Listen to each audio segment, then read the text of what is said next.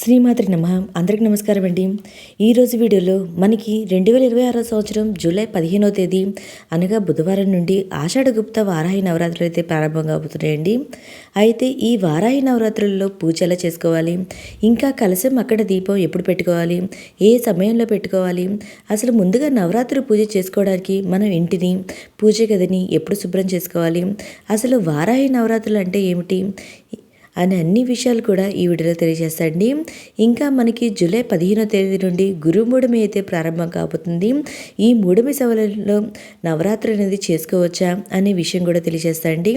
ఇంకా నవరాత్రులు చేసుకున్న తర్వాత అమ్మవారికి ఉద్వాసన ఎప్పుడు చెప్పాలకాలి అనే విషయం కూడా తెలుసుకుందాము. అన్ని విషయాలు కూడా ఈ వీడియోలో తెలియజేస్తాండి. ఈ వీడియోని ఎక్కడ స్కిప్ చేయకుండా చివరి దాకా చూడండి, పూర్తి ఇన్ఫర్మేషన్ అయితే ఉంటుంది. ముందుగా వారాహిదేవి నవరాత్రులన్నా, గుప్త నవరాత్రులన్నా, ఆషాఢ నవరాత్రులన్నా అన్నీ ఒకటేనండి. ఈ నవరాత్రులు ఆషాఢ మాసంలో వస్తాయి కాబట్టి అందుకని దీన్ని ఆషాఢ నవరాత్రులని, ఇంకా గుప్త నవరాత్రులు అంటే ఈ నవరాత్రులు హంగు ఆర్భాటాలు ఏమీ లేకుండా గుప్తంగా చేసుకోవాల్సిన నవరాత్రులు కాబట్టి వీటిని గుప్త నవరాత్రులని అంటారండి. ఇంకా వారాహిదేవి అమ్మవారు ఎవరు అంటే వరాహస్వామి వారి స్త్రీ రూపమే అండి. వారాహిదేవి అమ్మవారు అంటే ఈవిడ్ని భూదేవి స్వరూపంగాను లక్ష్మీదేవి స్వరూపంగాను కూడా మనం పూజించుకుంటూ ఉంటాము. ఈ అమ్మవారిని పూజించడం వల్ల ముఖ్యంగా భూ సమస్యలు ఉన్న, తగాదలు ఉన్న, కోర్టు సమస్యలు ఉన్న, ఆరోగ్య సమస్యలు ఉన్న, శత్రు భయం ఉన్న, నరదృష్టి ఉన్న, భార్యాభర్తలు సఖ్యతగా లేకపోయినా, సంతానం కలగాలన్నా ఈ వారాహిదేవి అమ్మవారిని పూజిస్తే చాలండి, మనకున్న సమస్యలన్నీ కూడా తగ్గుముఖం పడతాయి. అయితే అమ్మవారు ఉగ్ర రూపంలో కనిపిస్తారండి. మనం ఎట్లా పూజ చేసుకోవచ్చు అంటే ఆ అమ్మవారు ఉగ్ర స్వరూపంలోనే కనిపిస్తారండి. కానీ అమ్మవారు చాలా శాంతి స్వరూపిణి. అమ్మవారికి పూజ చేసుకుంటే చాలండి, చాలా మంచిది. అందుకని అమ్మవారిని ఎవరైనా సరే పూజించుకోవచ్చు. అయితే మనకి ఈ నవరాత్రులు అనేది 2026 సంవత్సరం వారాహిదేవి నవరాత్రులు జూలై 15వ తేదీ బుధవారం నుండి ప్రారంభమయ్యి 2026 సంవత్సరం జూలై 23వ తేదీ గురువారంతో ముగిస్తాయండి. అయితే అమ్మవారిని రాత్రి దేవత అని అంటారండి. అంటే చీకటి పడ్డాకే అమ్మవారిని పూజించాలని ఒక నియమం అయితే ఉందండి. అంటే ఉదయం సూర్యోదయం కాకముందే అమ్మవారిని అయితే పూజించాలండి, లేదా సాయంత్రం సూర్యాస్తమం అయిన తర్వాతైనా పూజించాలి. మీరు పూజ మీకు ఎలా వీలు కుదిరితే ఉదయాన్నే కానివ్వండి, సాయంత్రం కానివ్వండి అమ్మవారికి పూజ చేసుకోవచ్చండి. ఒకవేళ మేము 2 పూటలా పూజ చేసుకుంటాం అనుకునే వాళ్ళు 2 పూటలా చేసుకోవచ్చు. ఒకవేళ ఉద్యోగరీత్యా మాకు కుదరట్లేదు అనుకునే వాళ్ళు ఉదయం సూర్యోదయానికి ముందు కానీ, సాయంత్రం సూర్యాస్తమయం తర్వాత కానీ అమ్మవారికి పూజ అయితే చేసుకోవచ్చండి. ఒక కలశం అఖండ దీపం పెట్టుకోవాలి అనుకునే వాళ్ళు మనం జూలై 15వ తేదీన ఉదయం 4 గంటల నుండి 5 గంటల లోపు అయితే పెట్టుకోవచ్చండి. ఒకవేళ ఈ సమయం కుదరలేదు అనుకుంటే సాయంత్రం వేళలో సూర్యాస్తమయం తర్వాతైనా కలశం అఖండ దీపం పెట్టుకొని అమ్మవారికి ఇంక తర్వాత 9 రోజులు కూడా మనం పూజ అయితే చేసుకోవచ్చు.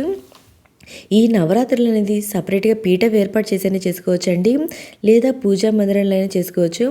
మీరు అమ్మవారికి సపరేట్గా చేసుకోవాలనుకుంటే సపరేట్గా పీఠం పెట్టుకొని ఈ 9 రోజులు కూడా అమ్మవారికి భక్తి శ్రద్ధలతో పూజ చేసుకోవచ్చండి. ఇంకా ఈ 9 రోజులు అమ్మవారిని ఏ రూపంలో అలంకరించుకోవాలి, ఏ నైవేద్యం సమర్పించాలి అనే అన్ని విషయాలు కూడా ఆల్రెడీ మన ఛానల్లో ఈ వీడియో అయితే ఉందండి. ఇంట్రెస్ట్ ఉన్న వాళ్ళు చూడండి. అయితే ఈ నవరాత్రులకి పూజల కోసం మన ఇంటిని పూజ గదిని అంతా శుభ్రం అయితే చేసుకోవాలి కదండి, అంతా నీట్గా అయితే చేసుకోవాలి. ముందుగానే అవి ఎప్పుడు చేసుకోవాలో ఇప్పుడు తెలియజేస్తాను. మనకి జూలై 15వ తేదీ నుండి ఆషాఢ మాసం అనేది ప్రారంభమవుతుంది. ఈ రోజు నుండే మనకి వారాహి నవరాత్రులు అనేది కూడా ప్రారంభమవుతాయండి. మనకి జూలై 15 అనేది బుధవారం వచ్చింది.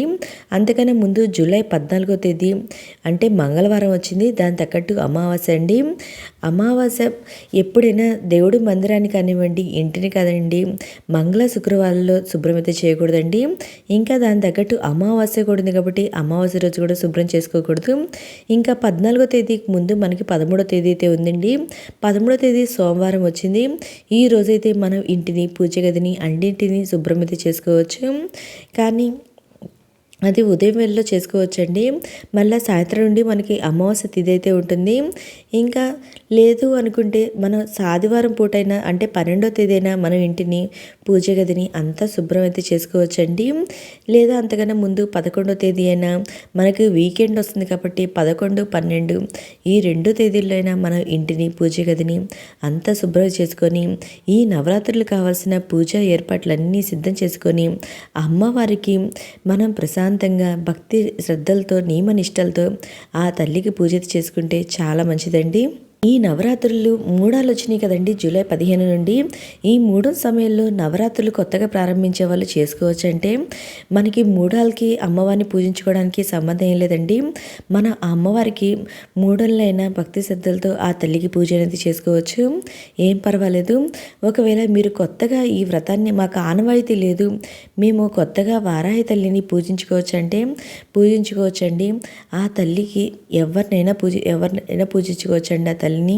ఇంకా కలశం అఖండ దీపం తప్పకుండా పెట్టుకొని పూజ చేసుకోవాలంటే అవసరం లేదండి. మీరు కలశం పెట్టుకొని పూజ చేసుకోవాలనుకుంటే కలశం పెట్టుకొని పూజ చేసుకోవచ్చండి. ఒకవేళ కలశం లేకుండా సరే నార్మల్గా అమ్మవారి దగ్గర దీపారాధన చేసుకొని అమ్మవారికి కొంచెం నైవేద్యంగా మీ ఇష్టం పానకం కానివ్వండి, ఏదోటి ఫ్రూట్స్ కానివ్వండి పెట్టి మనం నిత్య దీపారాధన ఎలా చేసుకుంటామో అలాగైనా చేసుకొని ఆ తల్లిని పూజించుకోవచ్చండి. మనం హంగు ఆర్భాటాలతో ఏమి చేయనవసరం లేదండి. మనం ఆ తల్లికి భక్తి శ్రద్ధలతో పూజ అనేది నిర్వహిస్తే చాలు. ఓకే అండి. ఈ నవరాత్రులకు సంబంధించి మనం ఇంటిని పూజ గదిని ఎప్పుడు శుభ్రం చేసుకోవాలి, ఎప్పటి నుండి ప్రారంభం ఎప్పటి వరకు ఉందో ఇప్పుడు తెలియజేస్తాను. మీకు ఇంకా ఏమైనా సందేహాలు ఉంటే నా కమెంట్ బాక్స్లో కమెంట్ చేయండి, నేను ప్రతి ఒక్కటి రిప్లై అనేది ఇస్తాను. ఇంకా నెక్స్ట్ పూజ ఎలా చేసుకోవాలనేది నెక్స్ట్ వీడియోలో తెలియజేస్తాను అండి. మీకు ఈ వీడియో నచ్చినట్టయితే లైక్ చేయండి, మీ ఫ్రెండ్స్ అండ్ ఫ్యామిలీ మెంబర్కి షేర్ చేయండి. Thank you for watching.